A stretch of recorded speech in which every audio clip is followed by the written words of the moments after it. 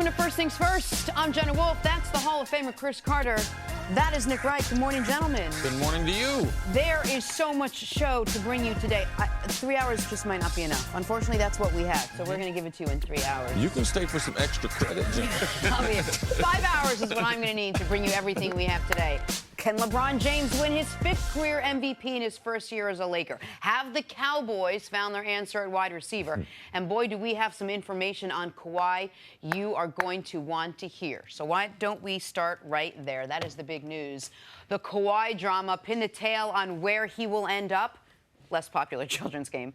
The Toronto Raptors are now even money betting favorites to land the superstar, and the Raptors add them to the short list of destinations we've been hearing about. The Lakers, the Clippers, maybe the Sixers. CC, you've been on this from the beginning. You spoke to Kawhi's people just last night. Is Kawhi Leonard going to Toronto? Well, I think sports fans, a lot of times we hear a lot of reports on a daily basis. It's important that we're on top of those things. The reason why yesterday's news as far as Kawhi, was he going to end up in Toronto? Because some betting website, right, Bet Online is what got it going. They installed him as very high favorites out of nowhere, it seemed. Yeah, but the public should know this is a website that typically they do some shocking, typically odds, but on the backside is that they're only letting you wager a small amount of money. So this is, you give the Kawhi info, I can kind of give the gambling side of it. Sometimes Vegas odds tell you a lot. Particularly, those are Vegas odds, that a big casino in Vegas would let you come in and set down $10,000 on something, right? Sometimes online sports books, in an attempt to get on shows such as this one, I already mentioned their name once today, so it was successful for them, they will put in odds that are, we saw one of these, I think it was the same website, last week, briefly installed the Lakers as the favorites to win the title. And everyone is like, wow, the Lakers, they were never the favorites. But they do that and they can protect themselves because they'll only let you bet a few $100s as opposed to thousands of dollars like you could if you go to the Bellagio in Vegas. And so that's what really got this going. And then once one online sportsbook does it, many follow suit. And all of a sudden, you can credibly say, the Raptors are the favorites to land Kawhi Leonard. So that's how this becomes a discussion. But you have actual information about the non-gambling side of it. So go ahead. Right. I don't think anything's changed. Now, is it still a possibility? You know, Kawhi can be traded anywhere. Like any team, yeah. So is it a possibility? But nothing's changed from Kawhi's side as far as from these standpoints.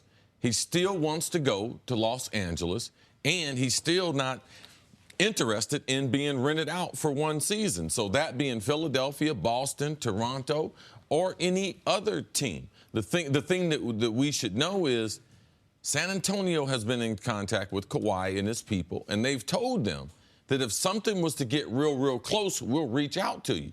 Well, it's in their best interest and smart for them to reach out to him. And typically the other team that's involved in the trade will be granted permission to reach out to the star player or the player that's being traded. None of those things happened yesterday. Actually, Kawhi and them were thinking about, you know, maybe potentially having a press release and everything because everyone was running with this story. Kawhi he was in Las Vegas for one night with some friends, and he's not in Vegas anymore. But people were running rampant with the story, so they realized that no, nothing's changed with San Antonio. Nothing's changed as far as Kawhi and their camp and their demands. Their demands are still exactly the same as I reported last week. So, go ahead, John. No, so people might wonder, so then why did the Raptors all of a sudden go to the top of the list? Why would the sportsbook put them there? I think I know. Listen, a guy I talk about a lot and a guy who has incredible sources and also incredible information, Zach Lowe. He not only wrote a very plausible trade that seemingly would be fair for both sides involving the Raptors in his most recent column. He then talked about it on a podcast, and you looked at it, you're like, oh, DeMar DeRozan plus OG Anunoby and a first-round pick. You understand why the Spurs might say, okay, so we're getting an all-star. Yes. We're getting a young draft pick who profiles out as a good defender, not a Kawhi-level defender. But in the mode of a San Antonio-type player, would do all things. 100%. Defenses first, has really improved his shooting. So Zach lays out this trade. Also, we know that the Raptors might be trying to pivot away from the Lowry-DeRozan combo. DeRozan's the more attractive tradable piece. And then you also know, okay, so wait. The Lakers seem to be at a stalemate with the Spurs. The Clippers don't have the assets. At last report, the Sixers won't include Fultz, and we don't know if the Spurs want him. The Celtics won't even include Jaylen Brown. And now you can squint and say, oh, would the Raptors do that move? If they thought, what % chance would the Raptors need to believe they could keep Kawhi Leonard in order to do that move? And you could even argue, would the Raptors do that move even if they knew they couldn't keep Kawhi? Because privately, maybe they would like the idea of getting off DeRozan's money, of being able to start anew, of being able to start fresh. Like, there's a lot of reasons why you could say this might actually make sense. It would give the Spurs a chance to stay competitive during Pop's final couple years. So from all the perspectives other than whether or not Kawhi Leonard has any interest in, much less not going to L.A., but going all the way to Canada, you can see why you would say, oh, that's an interesting move that could be made. Also, the first year that the Toronto Raptors would not have to go through LeBron James and the Cavaliers, maybe they're going to put all the eggs in the basket this year and say, okay, we've not been able to do it because of LeBron James. He's now gone. But if we're hearing this rumor, obviously the Lakers are hearing this rumor as well. Would the Lakers be making a mistake sort of letting Kawhi slip through the cracks this year? The Lakers would be making a tremendous mistake. And it really, you wouldn't be able to finish the LeBron equation. Because Nick and I had talked about, when you talk about Kawhi and what San Antonio might want, before free agency opened, it was really based on, if you can land Kawhi, you're getting both players. Well, LeBron's already there. So for me, I don't believe that the Lakers can give up too much in trying to get him. To be careful, though.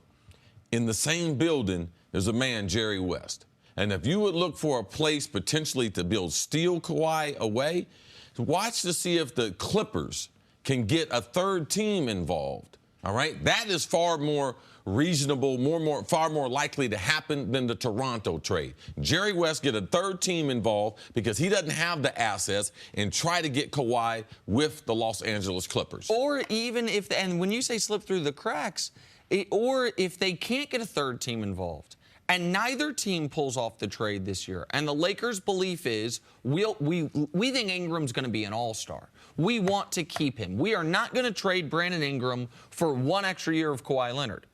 Okay, I get that. But you sure as hell would trade Brandon Ingram for a career of Kawhi Leonard. And so if you don't, if you want to roll the dice, you are no longer rolling the dice on just getting Kawhi. You're rolling the dice on being able to compete for a championship while you have LeBron. Because while there are a lot of big-time free agents available next year, none of them have asserted that they want to go to the city of Los Angeles like he has. Two of them play for the team you're trying to beat in Klay and KD. And you can make the argument Klay's dad played for the Lakers. But if the Warriors win another title this year, I can make a strong argument. The whole crew will say, let's go for 4 in a row. Yes. Jordan never did it. Kobe never did it. Shaq never did it. LeBron never. No one has done that since Russell's Celtics.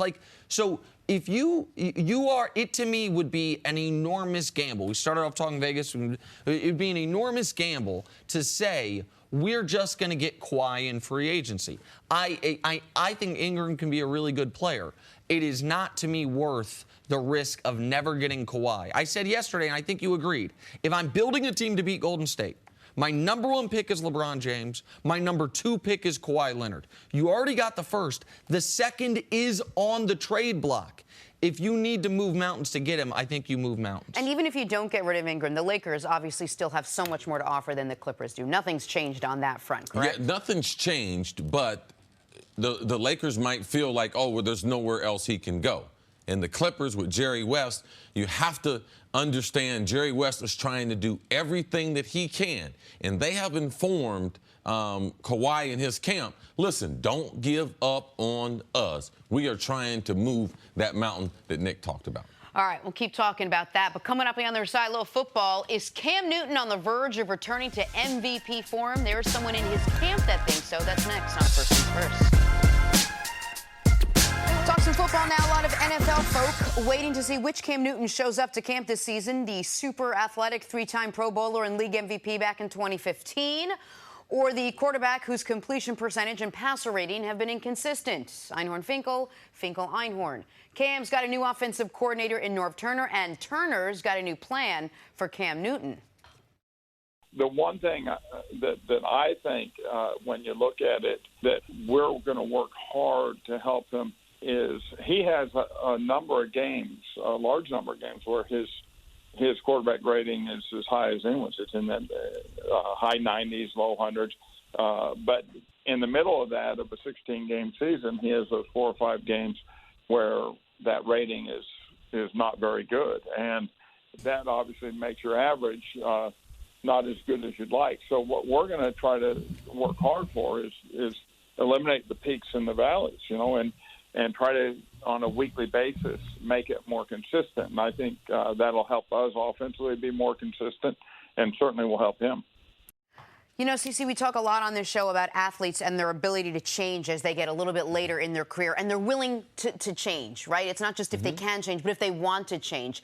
Which area does Cam Newton really need to improve on the most? Well, his overall fundamentals. His footwork tends to get poor in the pocket. He has such great arm strength that he can be late as far as his feet being set because his arm is so strong. So his mechanics, when he gets under the gun, sometimes they fail him. So I could see why Norv Turner, it's not the high games as far as passing rating that they're worried about. They're worried about the low ones. It's like a golfer. It's how good are your bad shots? Are your bad shots penalty where they went into the water, or they shots that go into the woods where you can actually find your ball and you can still advance it closer to the green? So with Cam, his mistakes with the football, you would not expect from a quarterback who has the type of experience that Cam has and has the overall throwing ability. So it's a combination of his fundamentals are poor, and Cam is not a guy that trusts throwing the ball into open areas. He likes to see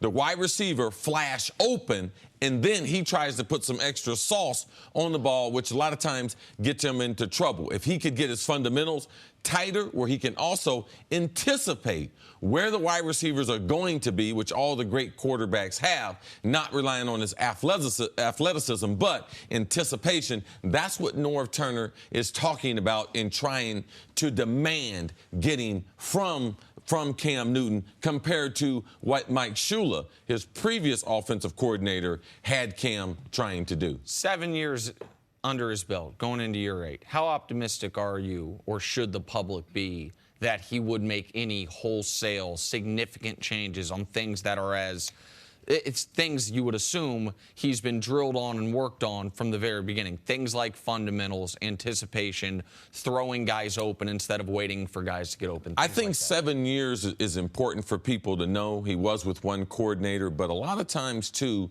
when you get a guy like Cam Newton, when he came in, Heisman Trophy winner with all the fanfare, top pick in the draft, you try to run a system that's conducive to not only what he can learn, but what he likes to do. And it transferred over to the team being able to win. But that's also with they've had great defenses to be able to help them win. So part of your career, you might have babysitted that star player, which I do believe that they did in Carolina. They didn't force him to have better anticipation. They didn't do that. They did things they did things that were comfortable for him as far as the RPOs compared to being just a straight, pure drop back. Read the defense and release the football. They haven't demanded that. So I think there's a tremendous opportunity for Cam right now in his career to be able to make those adjustments, and I believe that he can do it. Here's the thing that for me is so frustrating at times about Cam, but also one of the reasons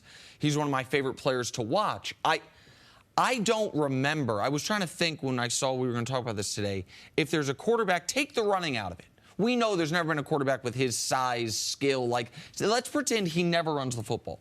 There's still never been quite a quarterback like him that I remember whose peaks are as good as anybody in the league. When he says high 90s, low 100s quarterback rating, that's actually underselling it. He had 4 or 5 games last year where he had quarterback ratings north of 120. That's Aaron Rodgers-esque, right? But his valleys are Sage Rosenfels. I was thinking, was that what Jeff George was like? But Jeff George's peaks weren't as often as Cam's and not quite as high. And we shouldn't be comparing him to like guys of that ilk, right? Not a number 1 overall pick. Well, it says something if you watch Cam play and you bring up a guy who I played with in Jeff George. It speaks to the level of, wow, what type of arm talent, but wow, tremendous amount of disappointment. But we talk about whether Cam will want to change and work on his fundamentals. If you break that down, that means what? That means he has to come in and spend more time learning a little bit more of the offense, like going back over things that he's already learned. I mean, can you get more specific about what that means? Well, this is the thing about it. Norv's going to teach a different way. I also played under Norv my last year with the Miami Dolphins, where Norv was the offensive coordinator there. Now, he's one of the great coordinators, one of the great teachers, and if you look at what Norv does with an offense when he gets there, or quarterbacks when he gets there, and he forces changes. The best quarterback to look at is Troy Aikman. 1, 2, 3, 4, 5. Let the ball go. Either skinny post, bang 8, those type of things. He's going to get that in Cam's repertoire compared to just relying on your athletic ability. No, rely on what the defense is showing you and rely on the talent of the people around you compared to your athletic ability. I believe that will be the emphasis for Norv Turner. And here's the thing. Because I said throw the rushing out when I was talking about his peaks and valleys, but now I'm going to bring the rushing back in. Because he is unlike any quarterback we've ever seen as far as productivity rushing the football and ability to stay healthy despite running the football like that. Since he came into the league, he's top 20 in rushing yards. Not for quarterbacks, for players. Since he came to the league, he's number 1 in yards per carry amongst players. Number 3 in rushing touchdowns. Because that element is still in his game, and last year he was at his career high for rushing yards, so it's still near the top of his game. He doesn't have to be a perfect passer because he adds that extra element. What he has to do is avoid the games where he loses them the game. He has to avoid those. When Norv Turner says valleys, they are craters. They are canyons. Like Cam's bad games and his worst throws, you wonder, like, what was he seeing? It's like the thing you said about Tiger when he was missing the putts. Like, does he need his eyes checked? Like and I love watching Cam, but when he's off, it looks as bad as any everyday starter we have. If he can just eliminate that, he's still going to have some of those peaks, and the rushing component is so valuable. That's where he can get back to where he was a couple years ago. We talked about this from the beginning. A guy with that kind of athletic prowess, it's hard to teach them to not rely on your athletic ability. Yeah, I think also, because we're all think that, man, it's really, really hard to change. Yeah. But, Jenna, you and I talked about it this morning. Right now, he's going to be forced to change. We have so many outstanding quarterbacks in the NFC. The ownership in Carolina changed. Now, they're coming under a different regime. They don't have to babysit Cam. Norv Turner's there. You got a new owner there. It should be a new start also in his brain. So that's also gives me a little bit more confidence that Cam will make these adjustments. All right, let's take a break there. Coming up on the other side, is LeBron James a lock for his 5th MVP trophy? It's next on First Things First. Catch baseball's biggest stars for an unforgettable show from the nation's capital. The MLB All-Star Game Tuesday at 7:30 Eastern, only on Fox, or stream it live on the Fox Sports app. And oh, guess who'll be there? We will. Check us out Monday and Tuesday, live from Nationals Park. You said the biggest stars. One of the literally and figuratively biggest stars in the sports world, I'll leave it at that, might be joining us as well. Let you think about who that might be. Don't put it out there yet. We'll see, because it's not confirmed. Someone you introduced me to in a hotel lobby once. Hey. There you go. So excited for the shows Monday and Tuesday. It seemed really scandalous. No, Welcome back to scandalous. First Things First. We're going viral. Recently retired tight end Martellus Bennett posted a video on his Twitter account of him playing at the Drew League. Scored 16 points. Not too bad. Very good high school basketball player. Obviously still loves the game. Down in Alief, Texas, right? I mean, that's basically right where inside of Houston. And that's what we were talking about, Jenna. Look at Drew League. Look at all those open seats. You just walk in there. Just watch. Just walk in there, hang out, free admission. But you have to know which is the good game to go to. Like, no, Drew League, there's only one. Oh, okay. Drew League, there's only one court, one thing. Like, you go in there and they play all day. Oh. Yeah, there's games all day. Marty B, when he's taking a break from writing his children's books. Guest on our show. Playing a little hoops. Yep. That's cool, man. I miss What's up, C? I miss Oh, nothing. All good. He's one of my favorite players. Yeah. on and off the field. Good guy. Guy's got a lot of good stuff going on. And aren't you going to be a voice in one of his books? Or Oh yeah, absolutely. We got to come up. We got to reconnect on that. Absolutely. Hey, Gotta time see for that some check stories to cleared. start your morning. Brought to you by Ace, the Helpful Place. When you add the best player in the league to your team, your win total is most likely to go up. The Lakers won 35 games last season, but Vegas has the over-under for LeBron's new team set at 50.5. Nick, you think the Lakers will win more than 50 games this season? I do. Here's something people should know. They increased their win total by 9 games each of the last 2 years. Yes. 17 to 26, 26 to 35. Now, the next 9 would be much harder because once you get into the playoff contention, those wins are harder to come by. But they added LeBron. I also believe they're going to end up adding Kawhi, and this win total will creep up closer to 54, 55 once they do that. But even without Kawhi, I think LeBron James and 4 competent human beings can win 50 basketball games. You know why I know that? Because the Cavs won 50 basketball games this year. I know that was out east, but this Laker team's better, so yeah, I like them to win more. Well, I disagree with you as far as LeBron and the 4 competent people last year. There were some games they weren't competent at all. Game number 1, JR. Yeah. Timeout. Yeah. Sticking with the NBA over-unders, coming off a league best 65 wins, Vegas has the Rockets over-under next season set at 56.5. See, do you see the Rockets having a drop-off in their win total? I definitely see a drop-off. I'm with Vegas on this one. I do believe that it will go down, but I don't think it decreases their chances of beating Golden State. I believe because last year's regular season was far more important. Chris Paul's coming there, new pieces. Let's figure out, home court advantage I thought was very important. If Chris Paul's healthy, I don't think it's as important. So it will go down, but they do have the potential to get to the finals, which they couldn't do last year. Listen, I don't think they'll win 65 games. Yes. I think they'll win more than 56, though. That's another over I would hit. I think they will be high 50s, low 60s. I also think because Golden State is going to, I think, run away with home court this year, actually, they can maybe be more judicious with Chris Paul's minutes late in the year because they're not chasing the 65 wins or home court and make sure he's fully rested going in the playoffs. Moving on to baseball now. Albert Pujols hit 2 home runs last night to take his career total to 630 home runs. Pujols is now tied with Ken Griffey Jr. for 6th place on the all-time list. Nick, how impressive is this accomplishment for the 38-year-old Pujols? It's just a good reminder. I'm glad we got this on the show. It's a good reminder that Albert Pujols had arguably the greatest opening 10 years of a career of any hitter ever. This is an all-time great. And he just tied arguably the greatest clean player of the last 35 years in Ken Griffey Jr. and my favorite baseball player ever. These are 2 all-timers. Pujols probably going to end up at like 650. That's unbelievable. Do you know Ken Griffey Jr. and I grew up about 20 miles apart from each other? I did not know His that. dad was in Cincinnati. Yep. All right. I became a huge friends with his dad and the family. So I watched him and all the other kids. He's got a brother named Craig. Went to Ohio State, played DB there. So I've been big friends. You talking about an athletic family? Oh, man. Pujols' tremendous accomplishment, though. People have forgotten about him since he went out west. Right out of Maple Woods Community College, Kansas City, Missouri. Oh, there's some good things come from community college. We will end with some tennis. Serena Williams defeated Julia Gergis yesterday to advance to her 10th Wimbledon final. This just 10 months after suffering life-threatening complications while giving birth to her daughter.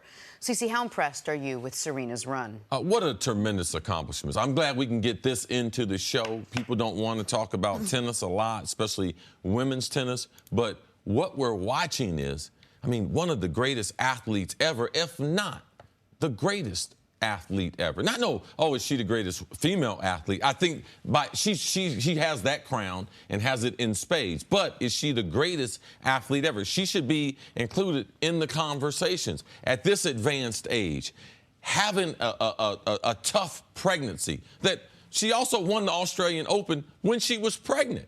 So now on the other side of things, she's 10 months removed, and she's in the finals at Wimbledon. An amazing feat, and she should be honored. When you look at all the disparities between men and women, how much money they make, it shouldn't be for us. That's Wimbledon and the tennis and the tour's problem, but it shouldn't be as far as optics and attention. And conversation. Yeah, we should be that, and I'm so glad that we're talking about this now. Listen, Serena Williams is I don't know if she's the best athlete ever. I do know this.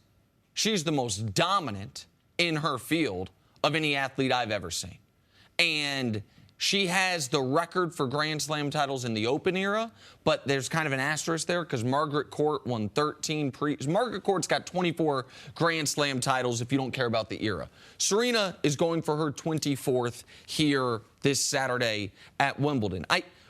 Tough pregnancy, I want people to understand what happened. She has an emergency C-section. She then, because she is so in tune with her body, self-diagnoses, I am getting blood clots. Gets out of her hospital bed because she doesn't want her mother who's in the room to get nervous. Goes to the nurse, says, I need this type of scan with this type of imaging so you can see it. The nurse doesn't believe her. The doctor then tries to give her what she says is a regular scan. She says, no, I need a Doppler. And I might be getting some of the medical stuff wrong here. Self-diagnosis that she had blood clots that had moved up to her lungs. That can kill you. They fix that. She pops her C-section wound from coughing so much. She then has 6 weeks bed rest. And now she's going to potentially win Wimbledon? We do, on sports talk shows all the time, Mount Rushmores. If you're doing a Mount Rushmore of all-time athletes, in my eyes, 3 spots are up for grabs. And you can make arguments for Bolt, Phelps, Jordan, LeBron, Ali, Jim Brown, Jim Thorpe, one spot on everyone's Mount Rushmore has to be this woman. She has been remarkable, and that doesn't even mention her story of a country club, rich white sport. Her and her sister coming out of Compton to do what they've done. She is unbelievable. I was at Wimbledon, U.S. Open a couple years back, and I was covering another match, and I heard. And I've watched many tennis matches. I go to U.S. Open every year. And I heard the most powerful, just consistent hitting of the ball, almost as if somebody was hitting against the wall. And I looked over, and it was Serena practicing. It was just her practice. And I was like, I'll watch for a minute or two. I'm sure she'll... It was the most consistent, the most powerful. This was just practicing before a round on a side court that I'd ever seen, that I'd ever appreciated. What she puts into the tiny little details of her game and her body to get her to the place where she is so she can go out and play and win the Australian Open, so she can come back and play Wimbledon. And such a lovely human being. I've interviewed many times. Yeah, her and her sister. Her sister's even nicer. Yeah. Really and, nice. I'm sure he'll like this. Richard Williams, he was right. Oh, yeah? Yeah. Absolutely. He was right. He was absolutely right. Congrats to her. With no disrespect to her opponent, I hope she wins on Saturday. I hope she gets her 24th. All right, let's move on now. Some breaking news. LeBron James is good at basketball. Okay, let's move on from that. And with the new car smell still lingering on the King, officially signing with the Lakers only 4 days ago, expectations are already as high as they come. Odds makers have LeBron as the favorite to take home his 5th NBA MVP this season, ahead of guys like Anthony Davis, Giannis, last year's MVP, James Harden. So, Nick, how impressive is LeBron being the MVP favorite entering his 16th year in the league? Well, it's never happened in basketball history that a guy post-year 15 would be the favorite to win MVP. And it's kind of crazy when you think about it. Rich Paul, his agent, was interviewed at Summer League yesterday, I think. Whenever it was, I saw the interview yesterday. And he made a point that's a pretty basic point, but it's one that we should absorb, which is, where are most guys in year 16? Rich Paul made the point, either out of the league, commentators are saying, I wish he'd retire. Like he's kind of, he's tarnishing how I want to remember him. Or they are taking a much lesser role as a complimentary player. Yes. He's not only the #1 free agent available this offseason, he's the best odds to win most valuable player in year 16. It's going to be an unfair standard, for the guys coming after him, for the guys younger, Durant or Giannis or Anthony Davis, because if they do what every other player, except for basically Karl Malone, has done in NBA history, which is around year 13, start to trail off, we're going to remember this guy still being the best player in the league this long. Right, but those are the things that you have to do if you're going to be in that rarefied air. If he's ever going to be, he's in the conversation with Jordan, but if the conversation just like Michael Jordan, he changed how you looked at NBA players. Once he got those 3 championships, took that time off, ended up getting 3 more and the MVPs, it changed the way we evaluated Kobe, changed the way we evaluate LeBron. So these are the types of things that LeBron is going to have to do and I read this. Someone suggested that shows like this, we should stop having the conversation who's the best player compared to who's your favorite player. And my favorite player was Michael Jordan.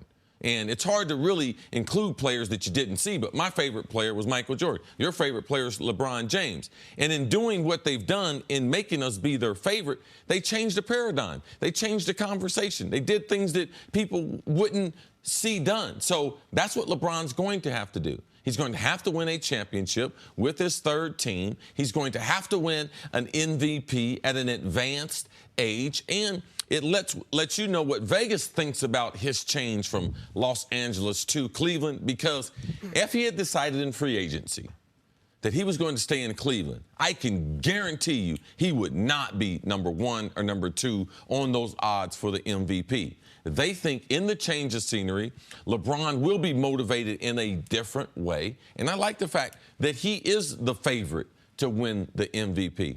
If the NBA players were having a draft, LeBron James will be the first player taken more often than any other player. So I like that Vegas is up on it in year number 16. And real quick, before we get to the list as a whole, 5 years ago, here was the top 5 MVP. The year KD won it. KD 1, LeBron 2, of course. Blake Griffin 3, Joakim Noah 4. Think about that. Blake and Joakim came into the league well after LeBron. They peaked then. And then their career, Joakim Noah, does he play anymore? I know the Knicks are still paying him $18 million a year. Blake Griffin is considered one of the worst contracts in the league, and a guy we wonder, since he's in the East, can he make an all-star team? Those guys came in after LeBron, and they have aged quicker than LeBron. Like, it is. We've never seen something like this on a longevity and durability scale. What would you guys say is more impressive, LeBron winning an MVP title in year 16 or LeBron getting the Lakers their first title? Which is a more impressive the Lakers feat? title is bigger. It's bigger because so many other things would have to happen. I mean, LeBron's going to finish 1, 2, or 3 in the MVP. That's what he's done anyway. So, but the Lakers, with a title, a team that hadn't been in the playoff in 5 years. I mean, worst NBA record over that tenure since Dr. Buss has died. Man, that's when their success. Man, absolutely. Jenny Buss getting this Lakers team, their 17th, that would be the biggest feat. Typically, I would say MVP, because that's an individual accomplishment as opposed to a team accomplishment where you can't just give it to one guy. But as long as the Warriors are the Warriors, whomever knocks them off, if anyone ever does, as they have their present, the KD version of them, that will go down. Forget biggest feat for LeBron, one of the greatest feats in NBA history. So given who he would have to go through, because the one thing that I will say is winning MVPs, you could argue, the one thing in the NBA that's gotten easier since KD went to the Warriors is winning MVPs. Yeah, because 2 of the players are canceled. Because 2 of the top 5 guys aren't going to win anymore. Like KD and Steph, who had won 3 of the last 4 when they got together. Those guys, they had won 3 in a row when they got together. Because when KD, Steph, those guys now can't really win it anymore. Right. So the field is winnowed. And I saw my guy Giannis, 3rd on that list. That might be the best value bet. All right, let's take a break. Coming up, the Hall of Fame is moving on without Terrell Owens. Ooh. That's next. This is First Things First. The NFL Hall of Fame ceremony in August will be 1 chair short. Terrell Owens announced last month that he would opt out of attending the ceremony and instead give his speech at his alma mater, the University of Tennessee at Chattanooga. And according to the Hall's executive director, they will not individually acknowledge T.O. during enshrinement weekend in Canton, Ohio. Chris Carter, as a member of the Hall, what was your reaction to this? I mean, I'm not surprised. I'm not surprised at all. I mean, the Hall had no other choice. I mean, just to put his name with the rest of the guys, because really what is a celebration, it's a celebration of football, but it's a celebration of the other players and executive Bobby Bethenford. It's a celebration of their careers and the people that were important to them. So when you've decided that you're not going to come to the celebration, I don't know what other recourse the Hall had, because the truth of the matter, the attention should be on the other players. We should be talking about Randy Moss's career, Ray Lewis's career. We should be talking about Jerry Kramer, the great Green Bay Packer, who finally got in. That's who we should be talking about.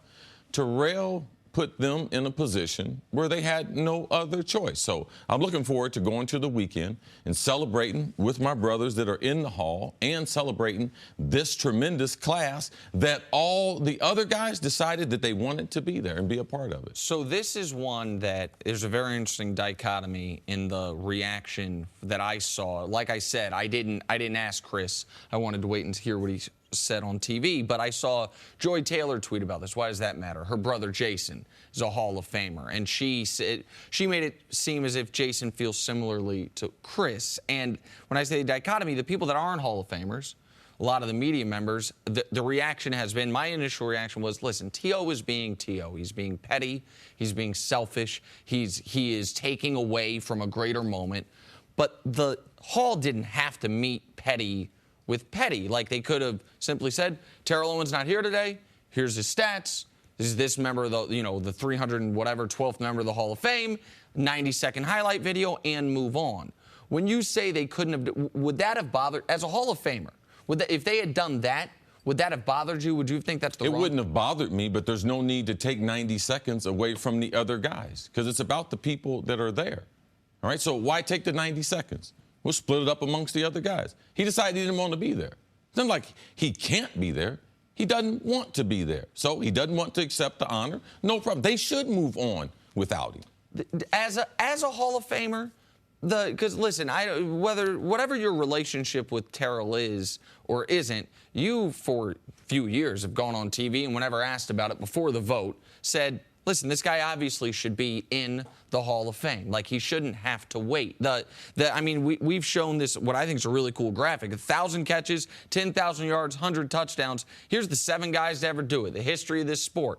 Like, now, Larry's not eligible yet. He's still playing. But you had to wait a bunch of years. They thankfully didn't make Randy wait. But, like, they've made everyone on that list wait, I believe, except for Randy and Tony Gonzalez, right? Yeah, and Jerry, of course. I'm sorry, of course. That was an oversight. Jerry was the last first ballot wide receiver Hall of Famer until Randy got it this year. And you went on TV always and said T.O. should get in.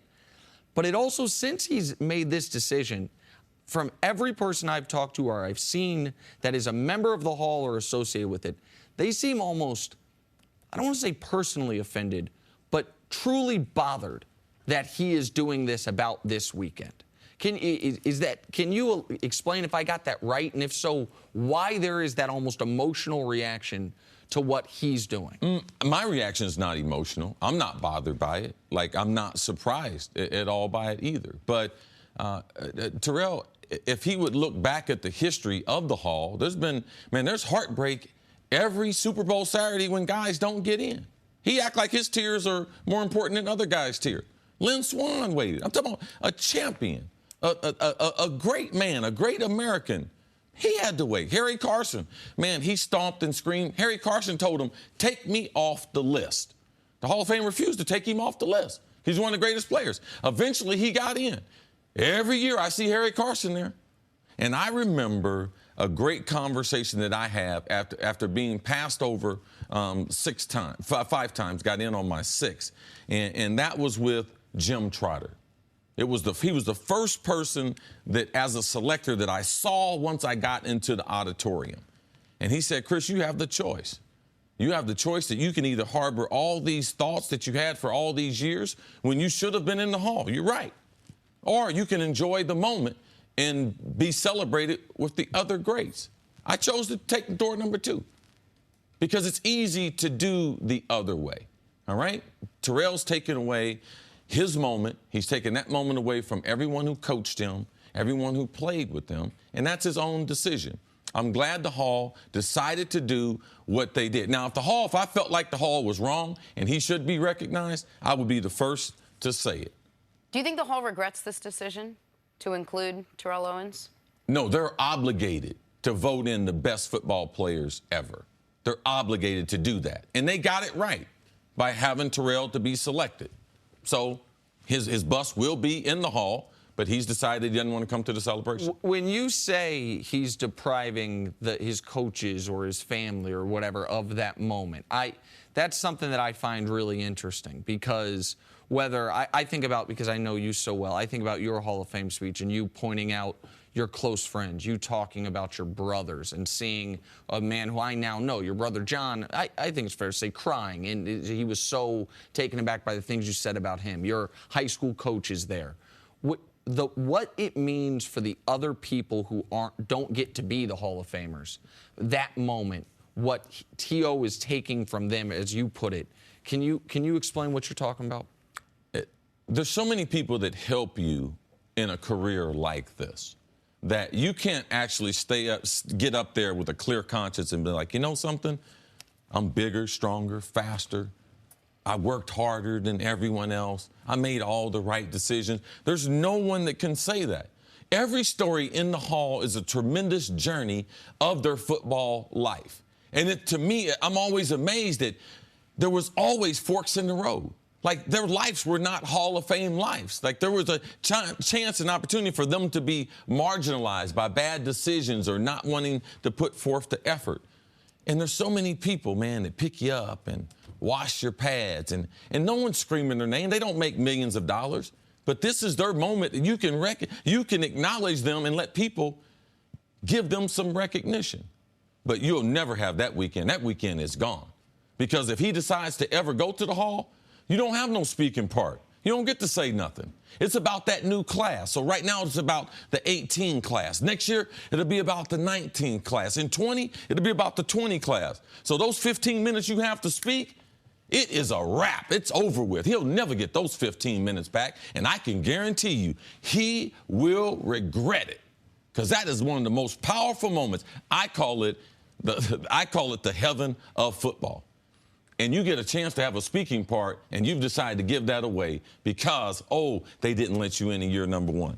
Alan Page didn't get in either, first ballot Hall of Fame. Can you imagine that? As great as his.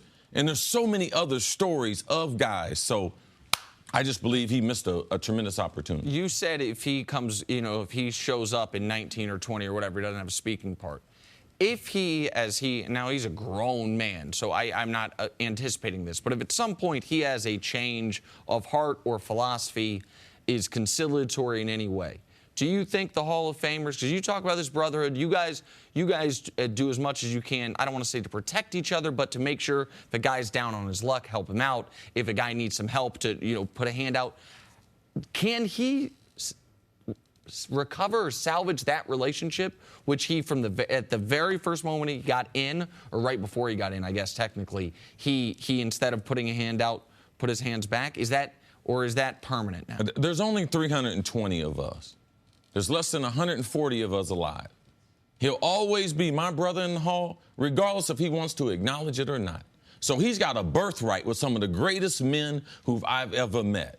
And if he decides not to take advantage of his birthright, that's on him. It's not on me. But he will always be my Hall of Fame brother. He will always be that. All right, let's take a break there. Coming up on the other side, was LeBron's decision to go to L.A. the easiest of his career? Next on First Things First. First Things First, we're joined by NBA analyst Sarah Kustok. Good morning, Sarah. Good morning. How are you guys doing? Doing well. Good to see you. Great to see you. Also sideline reporter. Don't forget. I'm never going to forget that again. I forgot that again. Also sideline reporter. All around, great gal. Sideline NFL sideline reporter. That's the key. You guys are looking out for me. Expanding portfolio. If you could just write down all the things you do, I'll just read that right from there. Make money moves. Let's do it. I think most people would agree, Sarah. It's not easy to sign arguably the best player ever to play basketball. So when Magic Johnson and Rob Pelinka signed LeBron James on Monday, a tip of the cap to the Lakers front office seemed reasonable. But when you are the actual logo for the NBA, you're not impressed easily. Jerry West weighed in on the Lakers landing LeBron by saying, quote, LeBron was not a tough free agent signing. LeBron wanted to come to L.A., and he wanted to come to the Lakers, period. He has a family he's thinking about. He has a home here. He has won He has a son whom he wants to keep in one school in Los Angeles. He'll be a celebrity out here, sure. But it's a place where once in a while he can get lost, be himself. You can't do that everywhere. So, Sarah, is Magic Johnson getting a little too much credit, do you think, with all this? I love Jerry West. I love that he said all of this. Yeah. I love this rivalry we're going to see between the Clippers and the Lakers. And I do believe that there is a lot of truth behind everything that he said. Heard LeBron talk about his family, how important that was in his decision. So I do think all of these factors heavily weighed into why LeBron wanted to go there. But Magic Johnson is Magic Johnson. And I think him being with the Lakers, I think the fact that he was there, that he is the president of the team, that the cachet that the Los Angeles Lakers have, and then you add in Magic Johnson now being in that role with the team, played a major factor in LeBron choosing there. And so I'm not sure that I could speculate what LeBron would have done if Magic Johnson was not in that role. But I do believe that he was... Maybe it was easy, but it's not easy being Magic Johnson. It's not easy being the person that he is, the character he is, and I think that played a major role in trust, in understanding the direction of the franchise, and why LeBron additionally wanted to make sure that this was his next stop. All right, so a couple things, and I have the utmost respect for Jerry West. There's a lot of the old-time players that I'm like, man, they couldn't get college scholarships today. Jerry West is not one of those guys. Jerry West was a bad man in the 60s. Jerry West would be a bad man today. And his resume as an executive is unimpeachable. But those comments would have made more sense from 28 other GMs. Not the only other GM that offers LeBron the same city that Magic does. He's like, oh, his kids wants to go to high school here. Where would he go to high school if he played for the Clippers? His family owns a home here. Well, what home would he live in if he played for the Clippers? So part of that rings hollow. You do have the Lakers' exceptionalism of the cachet of the organization, yes. And that, of course, plays a part of it. But where I don't think Magic and Rob Pelinka are getting quite enough credit on this is maybe LeBron was, for the last couple years, leaning towards going to L.A. They could have screwed it up, though. Let's not forget, they unloaded Jordan Clarkson's contract, by the way, to Cleveland to free up more cap space. They drafted well the last 2 years in Ball and Ingram to give you assets where a Kawhi trade is plausible. Last offseason, they resisted the urge to sign long-term deals. Instead, they give Kentavious Caldwell-Pope a one-year deal. I think LeBron, 2 decisions ago, instead of Miami, I think he probably, a couple years before he made that decision, wanted to go to the Knicks. And the Knicks screwed it up. The Knicks had that cachet. Miami, Dwayne Wade could have left and gone to New York with him. But the Knicks screwed it up. The Lakers were patient, and they gave LeBron, even if he was already leaning there, every reason to end up going there. Jerry West also, he did have the opportunity to present the same thing to Lakers because they are the other team in Los Angeles, but they just don't have the history. Why would LeBron James go to the Clippers over the Lakers? That wouldn't make sense. No decision like this is easy because you can mess up that decision. Now, Jerry does make some good points as far as who LeBron is in his life going forward. Los Angeles is one of the few places that he is going to be able to have, as far as you call it, a normal life. He will be able to hide away because there are so many stars. But the branding to LeBron is important. And the only brand of basketball in Los Angeles is the Lakers. They got 16 championships. There is no comparison. But it's nice that Jerry's able to get into the conversation. Now, to Jerry's credit, if he can pull off the Kawhi, because there is a rivalry there, if he can pull off the Kawhi, and he's working day and night trying to be able to do that, he needs some help from a third team, then that would be able to get Jerry West back into the conversation. When we used to talk about him all the time. When he was in Memphis, in the front office, we talked about him. He was with Golden State. We talked about him. We didn't know where Jerry West was. So he let people know I'm in Los Angeles, even though LeBron decided to go to the Lakers. And Jerry said every single thing about Los Angeles without actually talking about the Lakers' mystique. And he, more than anyone, knows what that means. He helped build it. Yeah. Well, if Jerry and Magic were flipped, would LeBron still be a Laker? Yes, I think so. Yeah, Jerry wouldn't blow it. I mean, no. if everything was equal, we have more confidence in Jerry West than we do in Magic Johnson just because of years of a track record. So it's beyond just who Magic is. It really goes back to this was not easy. And it's not about trying to land LeBron. It started 2 years ago, almost 2 years ago, when Jenny Buss decides to. First, Kobe needs to retire. All right? That was one of the, let Kobe needs to go off to the pasture. But last year, when she fired her brother, that was one of the gutsiest decisions that she's ever made since her dad passed away. Because you have to realize the dad passed away, and also they're going to the bottom of the NBA. They came together. The dad passed away.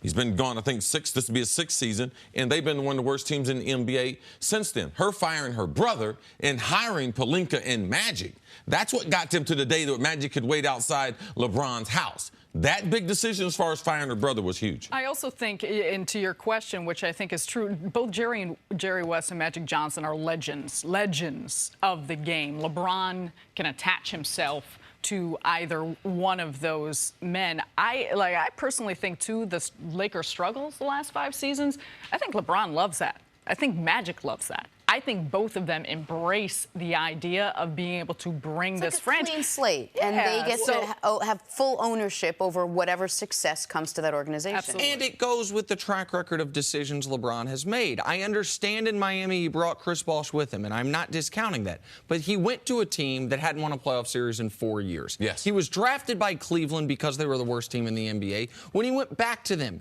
they had been one of the worst teams in the NBA and the worst team over the 4 years he was gone. He's never gone to a ready-made contender. I mean, let me rephrase it. He's never gone to a team that the previous year was a contender. Everywhere he goes, he makes them a ready-made contender to a degree. And when he brought Bosh with him in Miami, of course, that was a great basketball team. I'm not discounting that at all. But the other thing that I want to give Jeannie Buss credit for is people do a really bad job of remembering what they said about things and certainly what other people said about things.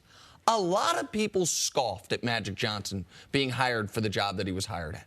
People talked about, so Magic, he's gonna be up on the analytics. So Magic, he's gonna be scouting guys in Europe. Magic Johnson wants to sit in these high school or college gyms. And it was missing the forest for the trees. They hired Magic Johnson because he has one thing no other person in the 7 billion people on this earth can offer. They're not Magic Johnson. They're not the guy that, while LeBron might be chasing Jordan's ghost, LeBron, I would, if you ask him in his most honest moment, the guy who he watched growing up, who he admired the playing style the most, it's Magic Johnson. Not to mention the business stuff, not to mention the different things he's done outside of basketball, which trump almost any player ever. Yes, also Pelinka.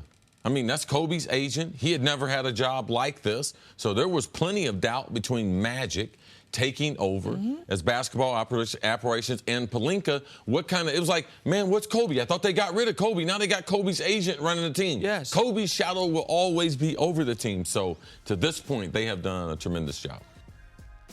Thank you for listening to the First Things First podcast. Remember, leave us a review and tell us what you think. Subscribe to the podcast on Apple Podcasts and catch us on FS1 Monday through Friday, 6:30 a.m. Eastern. For Chris Carter and Nick Wright, I'm Jenna Wolf. So long, everybody.